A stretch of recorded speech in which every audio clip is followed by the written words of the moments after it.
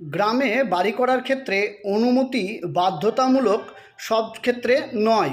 কারণ হলো, আপনি যখন লোন নিয়ে বাড়ি করবেন তখন কিন্তু আপনাকে অনুমতি বাধ্যতামূলক হয়, এবং কিছু কিছু রাষ্ট্রায়ত্ত ব্যাংক রয়েছে যারা আপনার অনুমতিপত্র দেখতে চাইবে।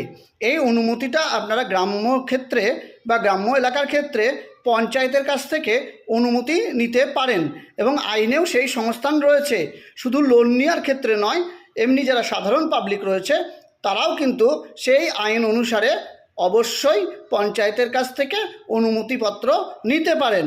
কিন্তু আমাদের দেখা যায় যে গ্রাম্য এলাকায় এত ফাঁকা জায়গা থাকে, বা ফাঁকা জায়গা না থাকলেও সেই অনুমতিপত্রটা যারা পঞ্চায়েত রয়েছে তারা কিন্তু অত কড়াকড়ি করে না।